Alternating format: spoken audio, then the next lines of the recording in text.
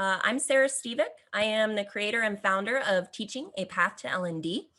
And we are a volunteer quote unquote nonprofit, as in we don't profit, but we're not officially a nonprofit organization that just aims to provide non-biased information in order to help teachers get to their next step in their journey, if that's what they are looking to do.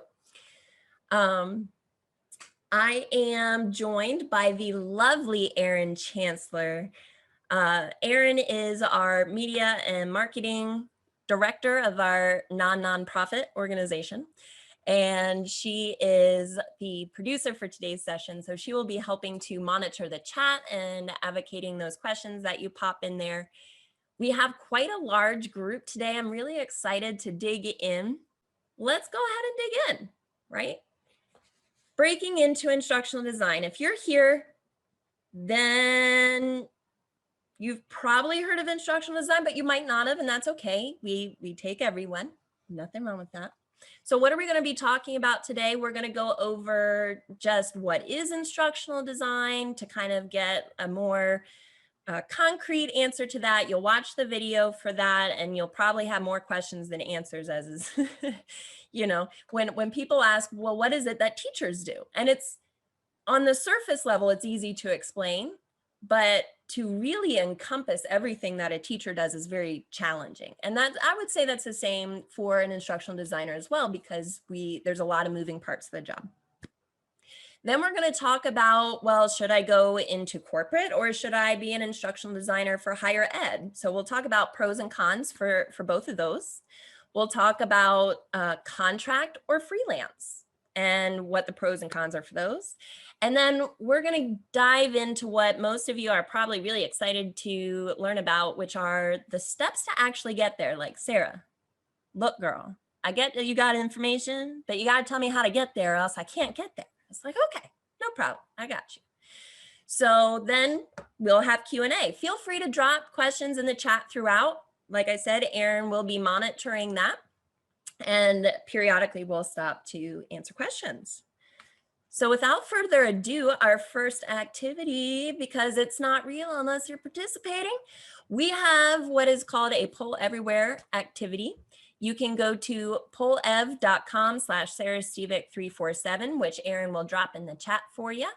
Or you can use your phone and text to, okay, you're going to text the word Sarah Stevick 347 to the number 22333, and then you just text either A or B. So just want to get a nice little feel for where we're all at.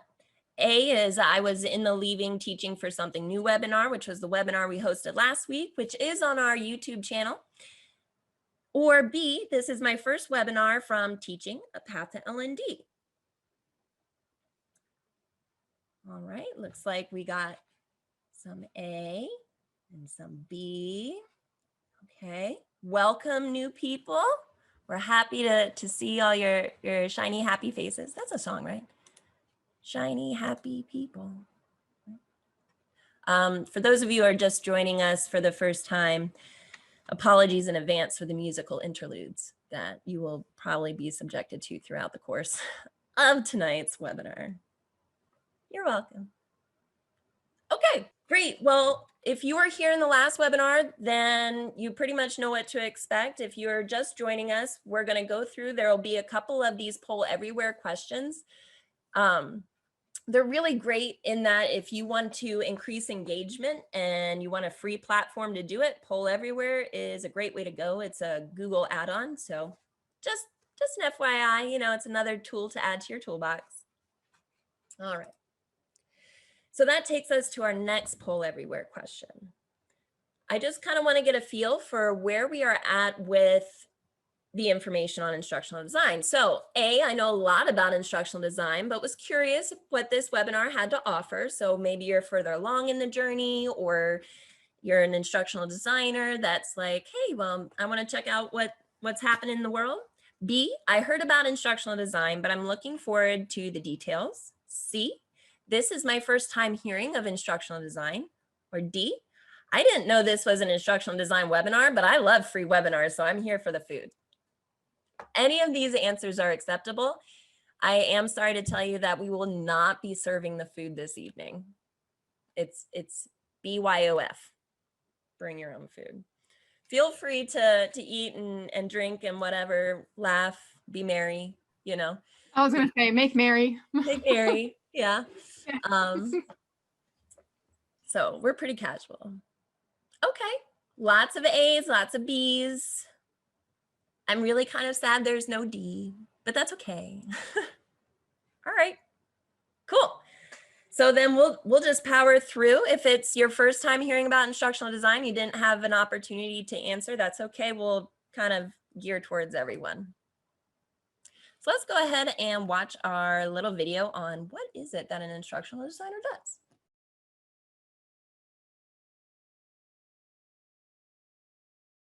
What does an instructional designer do?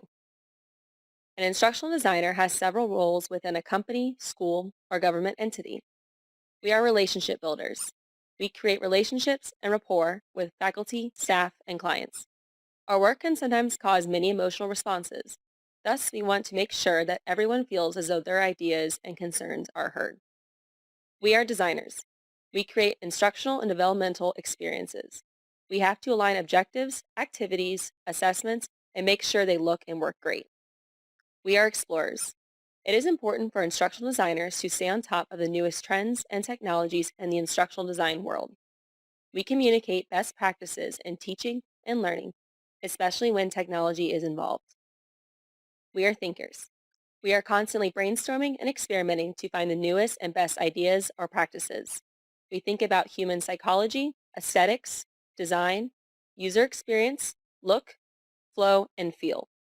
We consider all the senses and how they will be impacted by our work. We are communicators. Great communication skills are a critical characteristic of an instructional designer. Listening, speaking, writing, and presenting are all important parts of our day-to-day work. We are data analysts. We make our decisions based on real-life data. No guessing here. We are guides. We serve as consultants, technologists, trainers, and evaluators. Whatever instructional issues you may face in your environment, we are here to help you. We are fixers. If a course link breaks, when columns don't add up, or when images do not appear right, we are here to help. We fix whatever is broken. We are evaluators. We design, develop, and evaluate content and instructional materials. We take proper care to ensure that the materials we created fit your needs and solve your performance problem. We are builders. Using a systematic approach in our work requires us to analyze our audience, environment, objectives, content, technologies, etc. We create planning maps, guides, templates, process docs, outlines, storyboards, and more in order to create the best possible approach to a project. And we are project managers.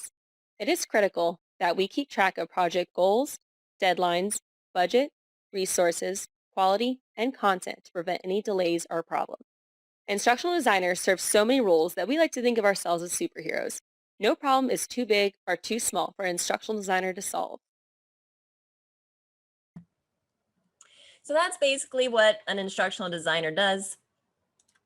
I've been an instructional designer now since July. I don't know what month we're in, so it's really hard for me to count months right now. But I can tell you, I definitely do all those things in my role. I spend a lot of time communicating with subject matter experts and figuring out best practices in order to make sure the delivery approach that I pitch to my stakeholders and clients are effective and they're going to be what my learners need, right? So it's a pretty good gig, I have to say. All right. So we're going to take a look at a little two infographics here, just to kind of give you an idea of some stats. So as an instructional designer, we're going to start with the one on the left-hand side. We're really kind of a jack of all trades, and even more so now, lots of the job descriptions, if you're looking for jobs in instructional design, they will list a lot of different skill sets, and they can vary quite widely going from job description to job description. And so this role is really evolving and morphing into what companies need it to be. And so 31% of instructional designers feel that their job title does not accurately capture what they do because they do so many other things. It's kind of like teaching, right? Important tasks for an instructional designer, definitely would say conducting a needs analysis is something you would need to do, and 98% of instructional designers would agree with that. Designing a curriculum, program, or learning solution. I mean, instructional designer, designing an instructional solution, they go hand in hand, like peanut butter and jelly, okay? Identifying appropriate learning approach. This is very important because if you think about the trainings that they make us sit through as teachers, the beginning of the year, like, we've been through this, we've seen this, can we test out of it? And they're always like, no, you can't test out of it. You have to watch the whole bloodborne pathogens thing. And so a million times, exactly. So in the corporate world, a lot of times they'll give you the option to test out, or they'll say, here is a alternative video that you can watch if you don't need to have all this, or they will make the instruction geared towards a specific role. So it's more learner centric in that way because time is money, and the least amount of time that they can spend on training, the better, especially if it's not needed for their role. You also collaborate with stakeholders. So you got to figure out, what are you making the trainings for? What are you making them on? And then design instructional materials. So you plan it all out, map it up, and you make it. The top 3 design models, these are kind of, if you want to compare it to something in teaching, it's not the same as teaching, but if you wanted to compare it to something in teaching, this is kind of like a lesson plan approach. They have a whole bunch of ways to design curriculum. Okay. The one that's most often used is the ADDIE model. This is an older model. It's been around for a really long time. Bloom's learning taxonomy, that should be very familiar, right? And Kirkpatrick's 4 levels of training evaluation. All of these are used quite often within the instructional design realm. This is a fluctuating thing though, especially with newer research and a lot of options coming out. This is probably due to change. So let's take a look at this second graphic, which is one of my favorites. So as far as what tools you will be using, you will definitely be needing to create blended learning. So things for, let's say, e-learning. So you would need to, need to know Articulate Storyline 360 and or Adobe Captivate, iSpring, Lectora. There's so many core things that you could use to create e-learning experience. So you'll need to know the tools to do that. That is part of the learning curve in the transition from becoming from being a teacher into becoming an instructional designer. A big part of that is tools of the trade, because we don't typically use that in the educational setting. Traditional classroom, there are going to be times when you need to write instructor guides or activities that they would use within an actual training classroom if it was an in-person training. Now, in the middle of a pandemic, that's a little bit more challenging to do.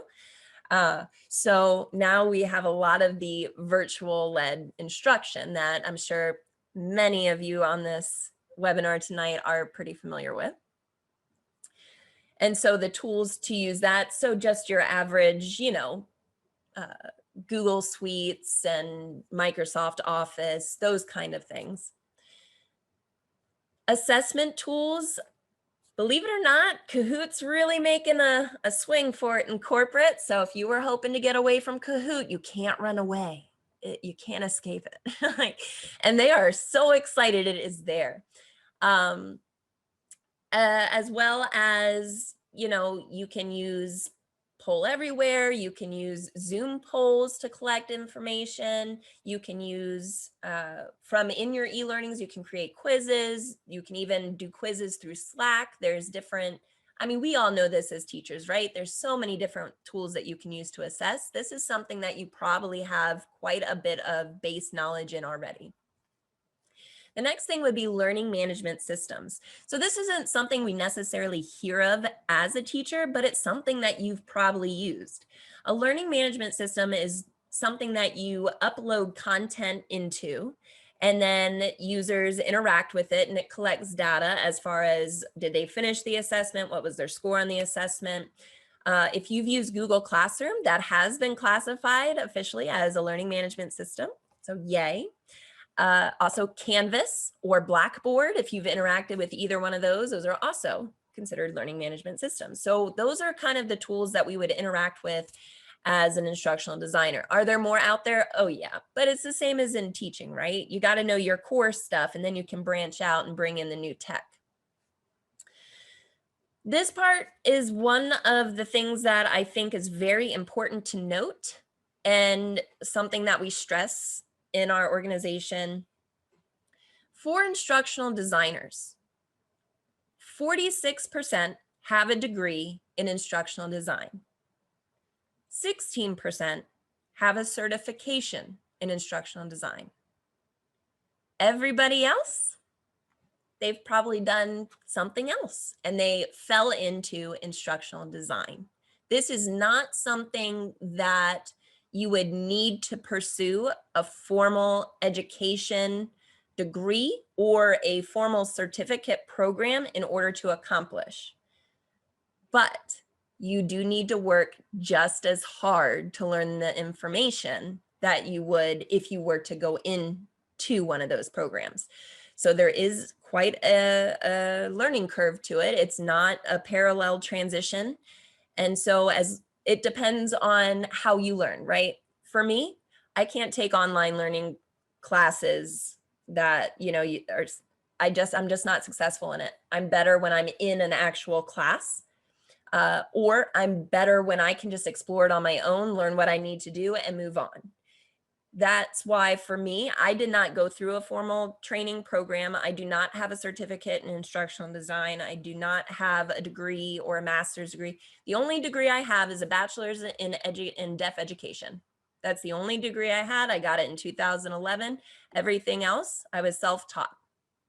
I use LinkedIn Learning, which is free for the first month. After the first month, it's $30 a month, but you can get it free forever through your local library. You can look up articles. We have a whole bunch of different resources. Just reach out. We have them that are free. So it is possible to do it for free. It's not as structured, but it's possible. As far as the design effectiveness, you're really having to walk a delicate line between meeting business goals, so what the company wants, and then actually what the learner needs. So it's a marriage of both of those things, because at the end of the day, the company is like, well, I want my people to improve so that I make more money, right? So if they don't feel that that's happening, even though you're like, this is the best learning experience, that's kind of a disconnect. So that would be something that you would do. Some of the top challenges, according to ATD research, lack of leader support and lack of competencies. So for me personally, in my role, I have an excellent learning manager. I have, you know, it's like teaching. It's like anything. You know, you're going to have good experiences, and then you're going to have experiences that maybe are not so preferable. So any questions about those so far? We were just mentioning, Sarah, the feeling of when we get to the authoring tools and technology, that can be really overwhelming, because that's, you know, brand new for us as teachers. And then everyone's feeling really inspired right now and really impressed by doing it on your own and not having to, you know, just figuring it out. It's really great. It's really awesome, really inspiring. We've done this as teachers. We do this like anytime they're like, hey, can you teach this subject? And you're like, well, not really, but okay.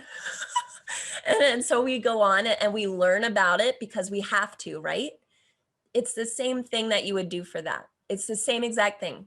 If you approach it like, okay, I'm going to learn everything there is to know about instructional design so I can teach it to someone else, you're going to be just fine. And one question, Sarah, how long did that take from you finding instructional design to securing the instructional design position? That's a great question. So I resigned from my teaching position not this past February now, but February 2020. And so when I resigned, I had no idea what instructional design was. And so I learned all that, and I started my job in July. I will say that I treated job searching and upskilling like a full-time job. I scheduled my days so that I had this many hours devoted to it. I had everything mapped out. So to me, it was very structured. And I know that's not what everybody has available, but that doesn't mean that it's not possible. You can definitely break it down into, okay, I'm going to do 2 e-learnings at some point this week. And then over the weekend, I'll spend 5 hours cumulative in a design tool. It's possible. You can do it. Great question. But so let's kind of get into some options that you have as an instructional designer. You can go into the corporate world, or you can go into higher ed. So there's pros and cons to both of these. There's an excellent podcast episode that we'll include in this slide deck. Let's talk about corporate first. Typically, you're going to make a little bit more money here because it's corporate. You work within the HR or a specific training department to train coworkers or external customers. These are going to have a more fast-paced environment. So your deadlines are going to be much tighter. You're going to have a shorter time frame to accomplish things. You're going to be asked to multitask. I am in a corporate position. I can tell you this time constraint is no worse than what we're doing now. Okay. So don't let that deter you.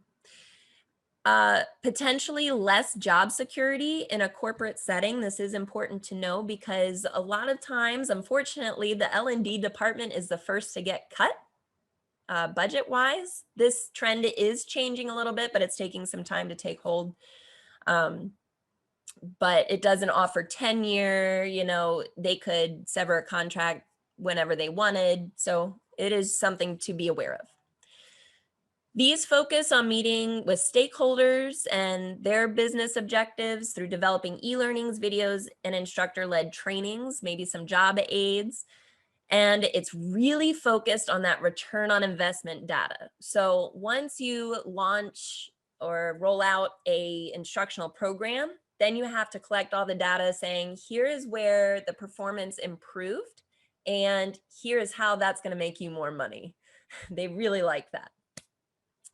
Also, in corporate, it's not about your pedigree. It's all about, can you do it? Can you show it? Come on in. I will say you probably would need to have a bachelor's degree, but if you're teaching, I'm going to put a bet on most of you, hopefully all of you have a bachelor's degree.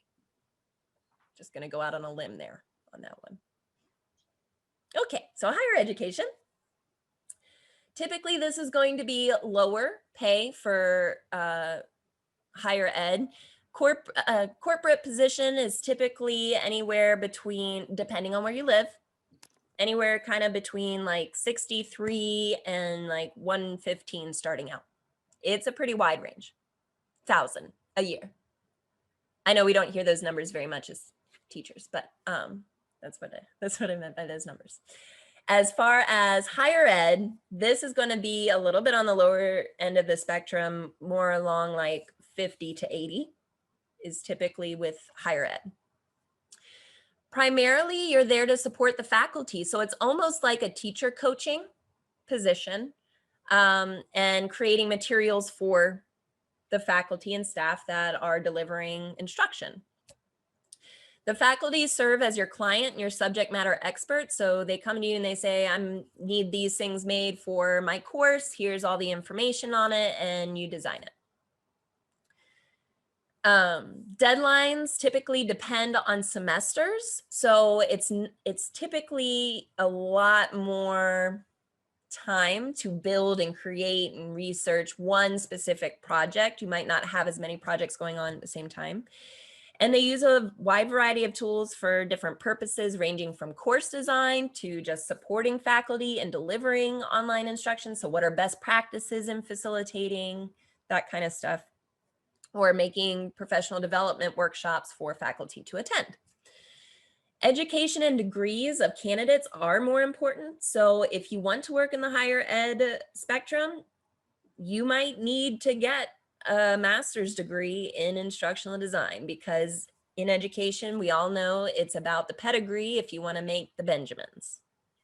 Sarah, I want to pop in really quickly, just to clarify instructional design in higher ed. So the instructional design positions that I know in higher ed, or the folks that are doing those, they're not professors of instructional design. They've just been hired. They get, $60,000 a year or whatever it is to help the university and the professors and stuff design their e-learning. That's literally what they're there for. So they're not experts in instructional design. They're just instructional designers that happen to be working at a university. Yep. That's just my personal, from folks that I know doing that. Is that on par? Like, is that? That's money, baby. Yeah. Yeah. That's right. Yeah. Yep. That's exactly right. Now, if it says instructional designer professor in the job description, I would guess you would be a professor. Yeah. That's not me.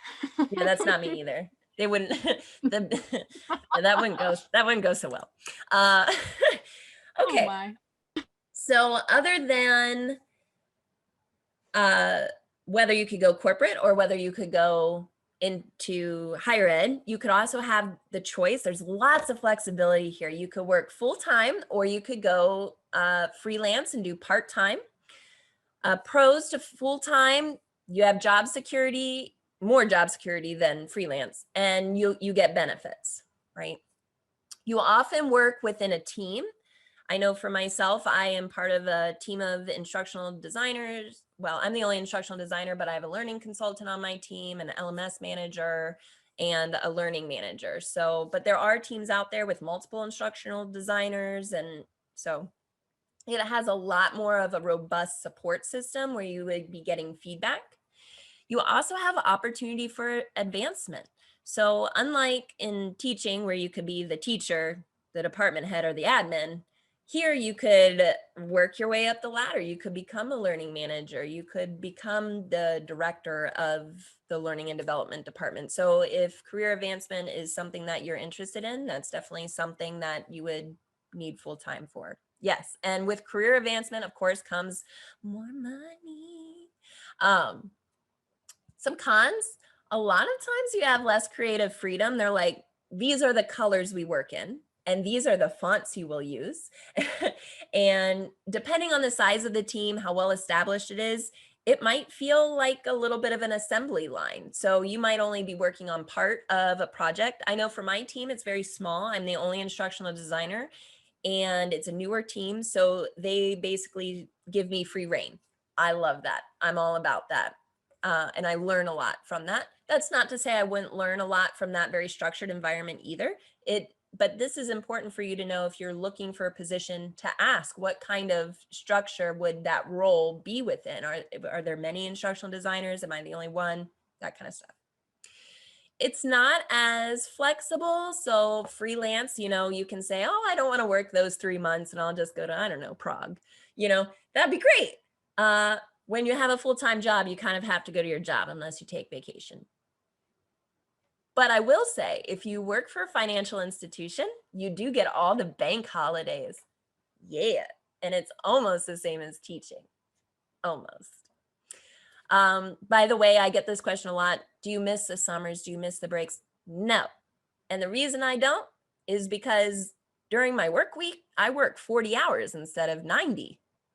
So I don't feel like I need months off in order to regain my mental, emotional, and physical health. So that's kind of cool. And I get lots of vacation. Like they're like, have all the vacation. I'm like, thank you. Yes. Do I take it? No, because I'm a workaholic. That's okay. You might not be able to share your projects. This is really, really big if you're working on creating like your portfolio. A lot of times, like all the stuff that I work on, I can't share anywhere because it's all confidential, proprietary. So if I were to leave my position, which I mean, they would have to drag me out. But if I were to leave my position, then I would have to create new items to put in my portfolio because I couldn't use those. Freelance, there's lots of pros here. You get to decide what projects you take. So if somebody comes to you and they're like, hey, look, I need all these things plus a kitchen sink. And you can be like, no. And that's liberating. There's a nice sense there. You can also work remote. Of course, right now, for me, I'm working remote because it's COVID. and I think most companies are like that. So that remote environment is becoming more available to full-time as well. Once COVID mysteriously goes away, which it won't happen, but once we phase back into real life, I will go into what's called a hybrid situation. So on days that I have meetings, I'll go into the office, and on days that I need to work, I get to stay home. It's great. So there's a lot of different types of flexible options. You just need to make sure that you clarify that in the questions that you ask. Set your own schedule and hours if you are especially if you're a parent with young kids, or if you just like to wake up at noon because you've had to wake up at, the butt crack of dawn for the past however many years you've been teaching to get to school and get it all going. You can wake up at noon and, set your own schedule and take a break and sit outside for an hour and drink coffee, and, it's nice.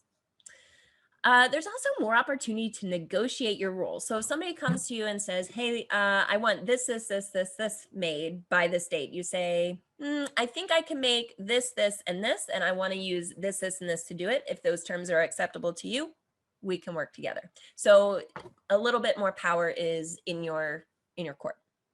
Some cons, you're on your own.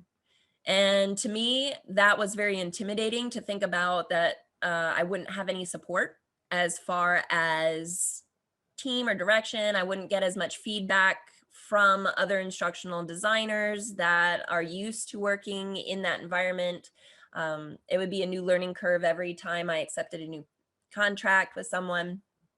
So I personally went for the full-time, but I know teachers who went into the freelance. I will say it takes just as much effort to do freelance, if not more, than it does for full-time, because you have to be a go-getter. You have to find those contracts. You have to constantly be applying and marketing yourself. You have to have a really great portfolio to show work samples. So something to think about. Not many offer benefits. They do pay really well, which is great. But not many offer, vacation or sick time or healthcare, that kind of stuff. And I'll also say with that, this typically starts at $50 an hour plus. There's a reason they pay well. And that's because a lot of freelance, they don't pay for your authoring tool subscriptions. So if you want to work in Storyline, Articulate Storyline 360, that's $1,000 a year. My company pays for that because I am an instructional designer on their team. If you're a freelancer, you're probably going to have to eat that cost. So that's why it pays so well. So when considering going into freelancing, you really have to think about what your costs will be, right? There is an excellent YouTube video that I included for your viewing pleasure when I send out the slide deck. Okay, so how do we actually get there? So we're going to go over these slides in a little bit more depth over the next few slides. And there is a downloadable task checklist that is available in the resource section of that once you get the deck. And a self-paced option, we're working on that. It's partially built out on the website. We're volunteers, we have full-time jobs and families too. So it's It's a work in progress. But I know it's tempting to dive right into applying for jobs. In fact, that's exactly what I did. I just revamped my teacher resume and I started applying for instructional design jobs. And I was like, well, why aren't they calling me? Why am I getting all these rejection letters? Especially if you're on a time frame, right? I know a lot of teachers are thinking, okay, well, this is when my contract ends. I have these many months for summer, and then I have to decide before starting school the next year. So you're on a tight time frame. So I get wanting to dive right in. You should not do this. Please do not do this. Because there's a learning curve and it is a different job. So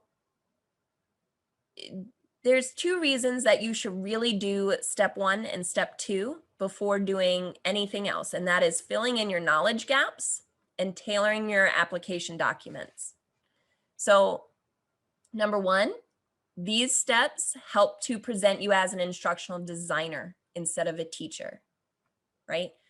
We right now are, or if you're just beginning your journey, you are a teacher.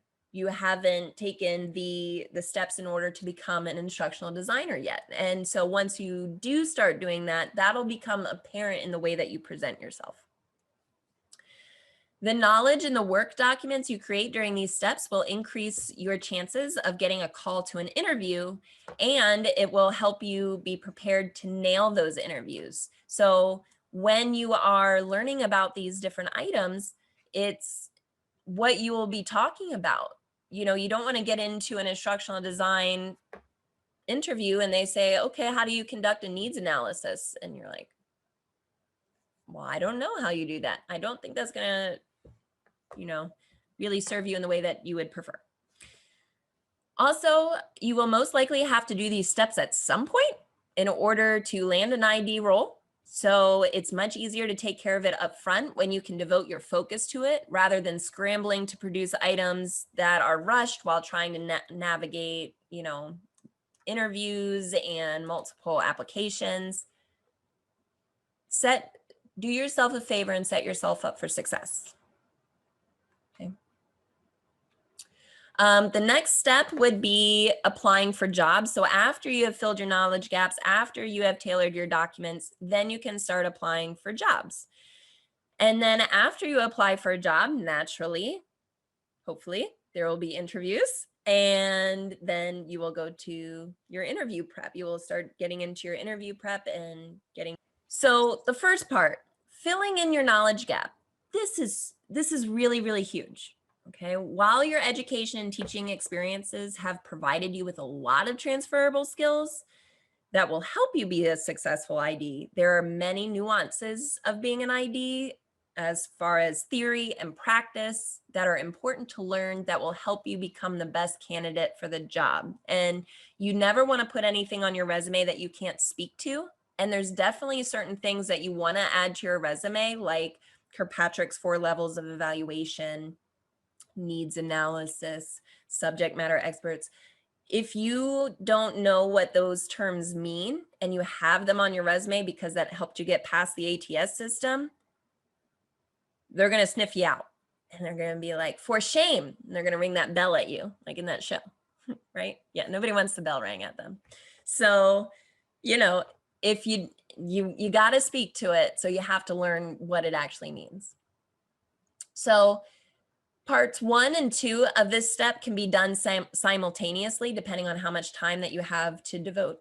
I'd recommend devoting anywhere from 2 to 4 weeks completing critical learning, really before anything else, just to get your knowledge base up. And that's doing quite a bit a day, like 2 to 3 hours a day. While you're doing that, you can start to explore the tools of the trade.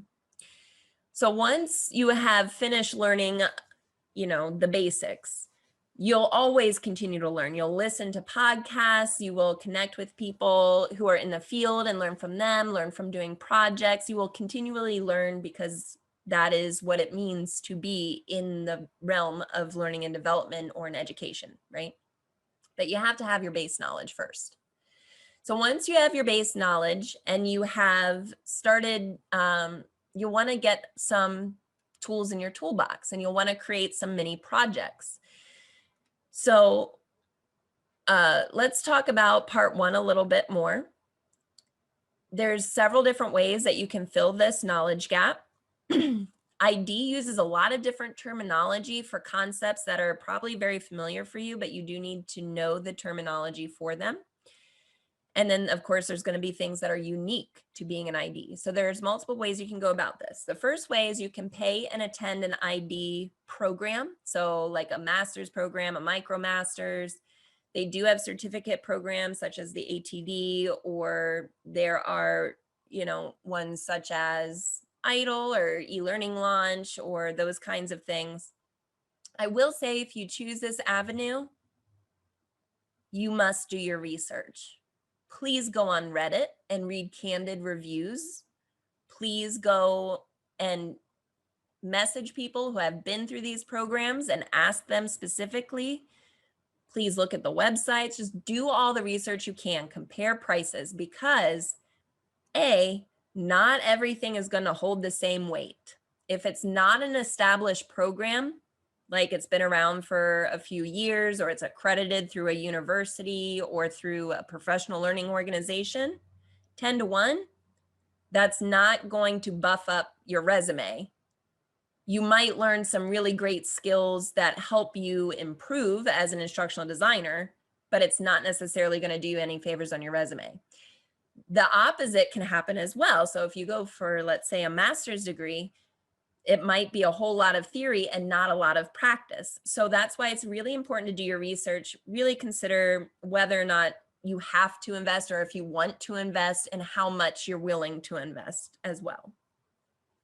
The second way you can go, which is what I advocate for, because, well, I'm a former teacher, and if it's for free, it's for me. And so LinkedIn Learning is definitely, you can get everything that you need from there. Like I said, you get the first month free. You can go to the library and get lifetime free. And what's really great about LinkedIn Learning is you get a certificate after completing each course that you can put on your LinkedIn. If you don't have a LinkedIn, you need a LinkedIn, and we'll talk about that here soon. But you can put it on your LinkedIn and it makes you more visible to recruiters. And that's pretty cool. This third way that you can go, you can also just use YouTube, websites, other publications. All the information is out there. It is out there for you, and it's out there for free if you know where to find it. The second part, tools of the trade. One of the two most common authoring programs are Articulate Storyline 360 and Adobe Captivate. 10 to 1, you'll probably see this on a majority of the job descriptions. Our next webinar goes more over what those tools of the trade are, so we'll get more into that later on. But you need to learn these before you start applying, and you need to have some really nice, decent, clean, functional pieces. They don't have to be huge and elaborate and have every trick in the book. They just have to be functional, clean, and good. Much more betterer than a first iteration. That's real English. What? Much more betterer. Yeah. That's what my dad always says. I don't know. All right. So moving on to step 2. Once you've done that, now we can start to look at our documents. And there are different documents we need to take care of. Because this is a new career path, you will need to update your application documents so they reflect the voice of an instructional designer and not an educator. This is about playing the game. It really is, right? Whatever you're marketing to is what they'll go for. So this does not mean that you will change the actual meat of your documents, but rather you will emphasize different skill sets and translate educator terms to ID terms. For me, I personally avoid the word teacher and use the word educator, just because teacher tends to bring apart, you know, the biases that we can sometimes face. In order the order in which you complete these, it really doesn't matter, but I would recommend completing all of them before moving on to the next step. I really, really would, because you want to put your best foot forward. I will emphasize that you are unlikely to secure a position without a portfolio. So be sure to spend some time on one. There's some great examples from my e-learning world. There's also Devlin Peck has a great portfolio, Kara North, all of, you can go really anywhere to see what an example portfolio is. Devlin Peck also has a free article on how to get started in portfolios. And we also have another free webinar on that coming up in the next few weeks. If you're anything like me as a teacher, you didn't touch LinkedIn other than to make a profile back when LinkedIn first started. And then you're like, why am I here? And then it just hung out there with no picture or information on it. And you almost forgot that it existed. And then, but in corporate world, LinkedIn is like, I don't even know how to compare it to anything because I've never seen anything like it. It's crazy. I would say this is where you apply for jobs. Like as teachers, we think, oh, we go to Indeed or we go to ZipRecruiter because that's where corporate hangs out, right? Because those are monster.com and those really big ones that they advertise everywhere. All the same jobs are on LinkedIn and the recruiters are connected to the jobs on LinkedIn. So you can actually reach out and talk to them. And trust me, LinkedIn is money. You must be a part of it and you got to be active on it. This is almost like a resume. It's your professional presence. Oh, I like that. I'm going to coin that. It's your professional presence. So make sure that you get that up and running. We have another webinar on that too, because there's not enough time in the day. Okay, so you took care of filling in the knowledge gaps. You've tailored your ID documents. It's time to apply. So this is where you would spend time identifying the roles that actually match what you want. When applying for jobs, you want to make sure that you're going for quality over quantity. I know that there are trains of thought that I will just mass apply to everything and that will up my chances. To me, the ones that I actually spent and devoted time to learn, to make my application document specific to the job I was applying for, I got an interview every time. The ones that I didn't, maybe got an interview, maybe didn't. Okay. This profession can be a lot of fun and if you're in the right job, but it can also be very stressful and overwhelming if you're not. So ID job searching is different than from teaching in that you will be expected to have as part of your job responsibilities, they vary greatly. So be sure you are targeting the jobs that focus on the items you want to do and just be aware of those red flags.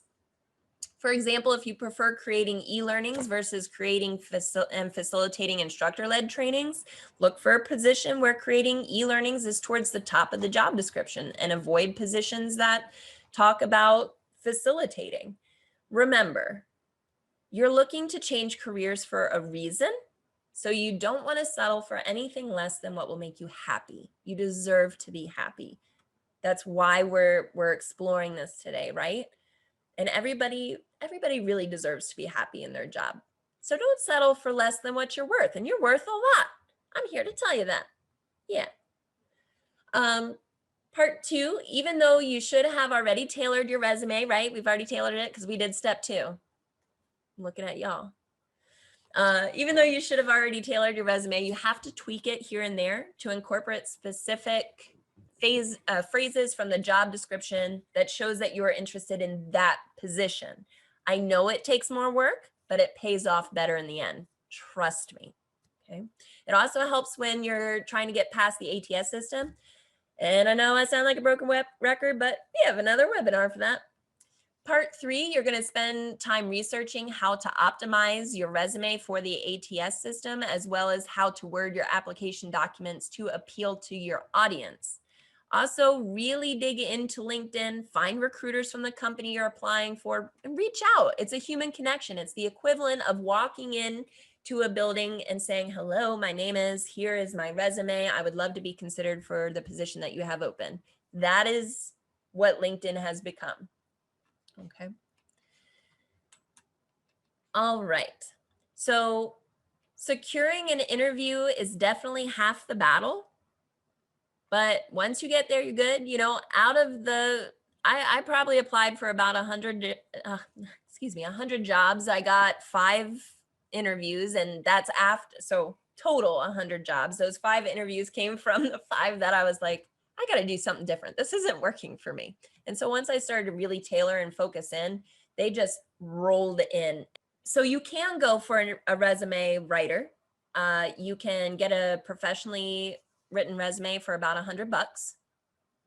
There's lots of people out there to do that. If you do go that route, please, please, please talk to people to get reviews on if their resume product was actually worth the money. I have seen some unfortunate cases where they hired a resume writer and it was not going to get them an ID job. So we also do offer resume workshops. We also do offer free resume coaching sessions. Also on our Slack channel, we have a resume help thing where you can drop any kind of questions there and get real-time answers. Like, we have a lot of free support for resumes, but that's not to say that you might not want to hire a professional. There's nothing wrong with that. So you should really, you know, really tailor it, right? Half the battle is getting the interview, definitely, but the other half is acing it. Remember, this is not an education job. So do not become discouraged by a lot of rejection. You have to grow a real thick skin. This is corporate. Not every shoe is going to fit. And you know what? It's going to suck. Like real bad. You're going to get your first rejection letter and you're going to be like, I quit. I'm going to teach forever. This is the worst thing that's ever happened to me. And then you're going to eat some Ben and Jerry's, you're going to drink some wine, and then you're going to get back to it, because that's what we are. We're going to get through this, right? So don't be discouraged. If you are not selected for an interview for a position, this does not mean that you are not an instructional designer or that you wouldn't be good for this. It just means that you are not a fit for that particular position. Also, keep in mind that you may interview for positions that do not feel like a good fit to you. Look at me in the eyeballs. Listen to your gut. Trust me, I took a job. It was not a fit for me, but I was like, you know what? It'll be okay. It was not okay. It was absolutely not okay. Please do not do this to yourself. If it's telling you no, say thank you for your time, but no thank you. Set yourself up for success by accepting a position with a company that fits you and you fit them. That way, each party is treated with value and respect, which is what you should have in a job, in case nobody's told you recently. Yeah, I would add to that, Sarah, that rejection is redirection. Oh, I love that. Yeah. Can we make that like a bumper sticker? Is that a bumper sticker? Can we put it on a shirt or a mug? Yeah. Oh, yeah. I'll make something in Canva that says that. Perfect. Love it. Post it. Yes. So this first part, you should definitely research the company you have an interview with, as well as research common questions asked during ID interviews. You'll then want to type up your answers, and as silly as it feels, you practice it out loud multiple times. Talk to your dog, talk to your cat, talk to your kid. Yeah, make them be like, Mom, stop it, right? We all love to do that to our kids. Interviews can be nerve-wracking, so the more you verbally practice, the more automatic it will be. Interviews can be nerve-wracking, so the more that you practice out loud, the more natural it will become. So even if you get a little nervous, your mind is already executing what you need to say because you've practiced it. The second part of this is you might have multiple job interviews or job offerings going on simultaneously. It's really weird. Like, you'll go months and hear nothing. It's going to be rough. And then all of a sudden you have like 8 interviews and they're all in the same day. And you're like, how am I going to do? So you definitely want to navigate this appropriately, because you can leverage this advantage in negotiating your salary, saying, well, I have some other opportunities on the table and this is what I'm thinking. And, you know, highly recommend Googling navigating multiple interviews and navigating multiple job offers at a time. There's lots of resources that come up just from Googling that. So it's fantastic. And then you would accept one and start your life as an instructional designer and hopefully be happy. But if not, you can always pivot again. You know, I think that's something that we forget about. I don't know about everybody on this call. I know for me, I decided to be a teacher when I was 16 years old. And I pursued it and I loved it. And I was a really great teacher. And I'm not afraid to say that anymore because I've learned that it's okay to accept that you're good at some things and to say that you're good at some things. So I was a really great teacher and I loved it for a long time. And then it wasn't my path anymore. It was time to do something new. When you're 16, 18 years old pursuing something, that is not a life sentence. If you don't want to continue on, then you should not be made to feel, and for whatever reason, it could be because you want to make more money. It could be because you're tired of the societal stigmas and stereotypes. It could be because you're tired of the red tape and seeing your kiddos hurt. There's so many reasons we leave, right? Very rarely is it ever the kids, but it doesn't matter. It doesn't matter. In no other position, if you were to say, I want to career pivot, everybody else would be like, oh, that's very exciting. Congratulations. Good luck on that endeavor. So I'm here to say it to you. Congratulations. Good luck on that endeavor. You're going to do great. Don't let the negative Nancy's get to you but you're such a great teacher. We need good teachers. Yes, we do. And I'm so excited to pass the torch to the next group of them. Yes.